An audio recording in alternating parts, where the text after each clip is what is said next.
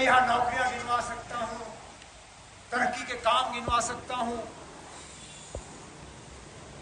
रोजगार की बात कर सकता हूं, क्यों? लेकिन वो सब बेमाने हैं जब तक हमारी इज्जत ना हो, पहचान ना हो, हमारी शनाख्त ना हो, हमारा वकार ना हो। आज ना हमारी इज्जत है, ना हमारी पहचान है, तहफ़्फ़ुज़ है नहीं, हम सिर उठा के चल नहीं सकते, सिर नीचे करके चलना पड़ता है कि पता नहीं कहां से नया सियासी हमला हमारे खिलाफ होगा।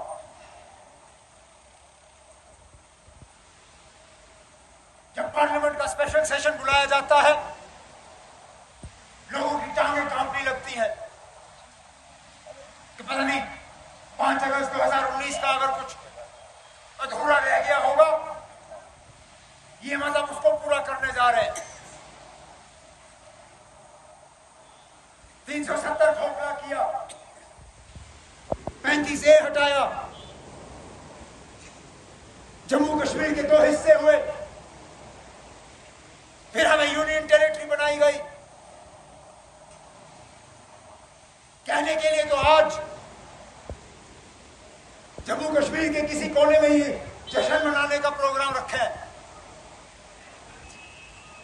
आज 31 अक्टूबर, कहते हैं यूटी फॉर्मेशन डे। यही दिन जम्मू कश्मीर की रियासत को यूनियन टेरिटरी में तब्दील किया। आज तो हमारे लिए मातम का दिन है, आज तो हमारे लिए अफसोस का दिन है, आज तो हमारे लिए काले झंडे का दिन है।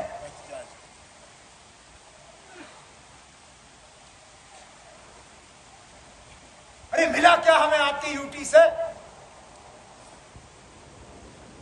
जलील करके रखा आपने हमें। किसी दफ्तर में आज इस रियासत के किसी भी बाशिंदे की सुनवाई नहीं। अरे अक्सर बेशतर तो हमारी जबान समझने वाला कोई नहीं, हमारी ज्योग्राफिया जानने वाला कोई नहीं। आपने वहां से अफसर लाए हैं जिनको अगर आप जम्मू कश्मीर का नक्शा दिखाओ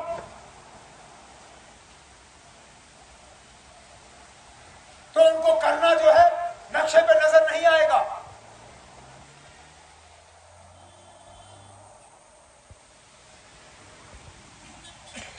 उस वक्त कहा गया था कि बस यूटी बने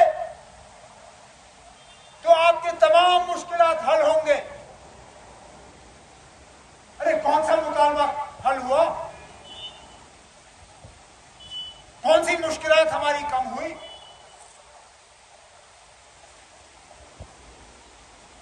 क्या दिया? हमारे गवर्नर साहब कहते हैं कि 90,000 करोड़ के इन्वेस्टमेंट के प्रपोजल आए हैं। तो मेरे चश्मों का नंबर खराब है, मुझे जाके आंखों का टेस्ट कराना चाहिए,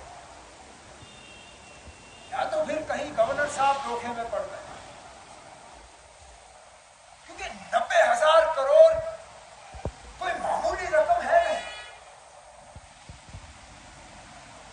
90,000 करोड़ में सिफर कितने हैं मुझे इस बात का अंदाजा नहीं, और मैं भी कॉलेज से पढ़ के निकला हूं। इतनी बड़ी रकम है कि आज शायद मुझसे 90,000 करोड़ लिखा नहीं जाएगा। तो गए कहां ये 90,000 करोड़?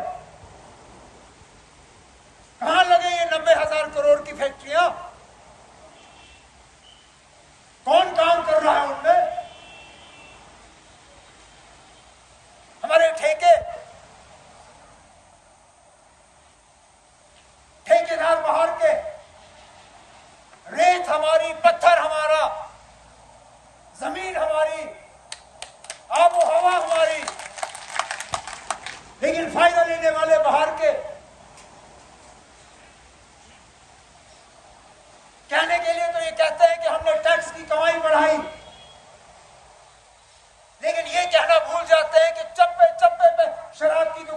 पकड़ी गई हैं। अरे आप शराब की दुकान खोलोगे, लोगों को नशे की तरफ ले जाओगे, तो टैक्स तो आपका बढ़ेगा ही। ये भी बताइए ना फिर साथ साथ में कि पिछले 5-6 साल में नशीली दवाइयों का कितना असर हमारे नौजवानों पर पड़ा, बताइए। लाखों हमारे नौजवानों का मुस्तकबिल तबाह हुआ इन नशीली दवाइयों के बदौलत। और बिना हुकूमत के इसमें मदद ये नहीं होता है। कहीं ना कहीं कोई ना कोई इसमें आंख बंद कर देता है ताकि ये नशीली दवाइयां चले। कोई नहीं रोकता है।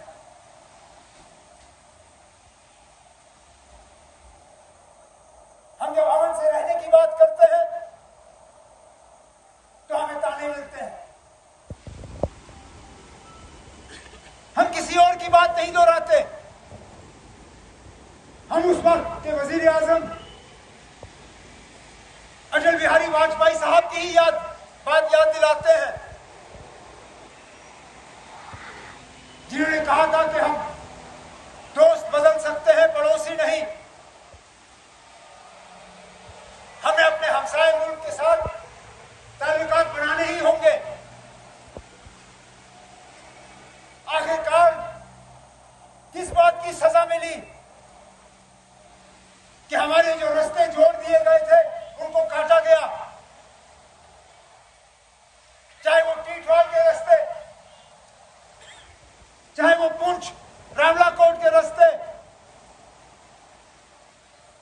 चाहे वो उड़ी मुजफ्फराबाद का रास्ता। अगर थोड़ी बहुत हमारी तिजारत चल रही थी, थोड़ा खरीद फरोख्त का काम चल रहा था,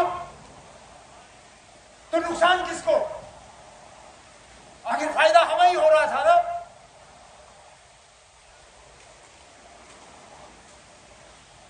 जिनके खानदान अलग हो गए इस लकीर के वजह, जो बच गए, जिनको थोड़ी बहुत सहूलियत मिलती थी आने जाने में, उनके आने जाने से किसको नुकसान था? रोकने की वजह क्या? क्या सिर्फ यहां के लोगों को सजा? फिर ये बीजेपी वाले कहते हैं कि उन्होंने तूफान किया यहां। उनकी ए टीम, बी टीम, सी टीम, डी टीम यहां पे आके वोट मांगे। अरे किस चीज के लिए? इन्होंने कौन सा एहसान रखा?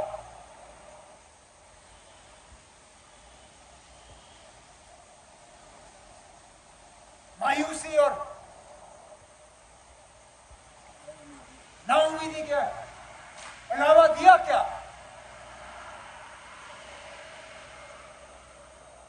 तभी तो मैं कहता हूं कि बाकी चीजें तो हम बाद में कर लेंगे, लेकिन सबसे पहले हमें वो खोई हुई इज्जत, वो खोई हुई शनाख्त जो है, उसको वापस लाके यहां बरकरार करना है। फिर बाकी चीजों की तरफ हम जाएंगे। और उसके लिए लड़ने वाले हम ही हैं। बाकियों ने तो इन चीजों पे हाथ ऊपर कर लिए।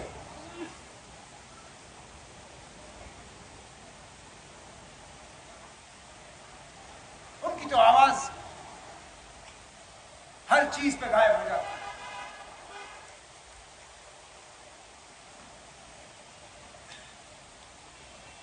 लेकिन इस लड़ाई में हम जो स्टेज पे बैठे हैं, हम ये लड़ाई अकेले नहीं लड़ सकते, क्योंकि आप बढ़कर हमारी ताकत हो। हमें हौसला आपसे मिलता है, हमें ताकत आपसे मिलती है।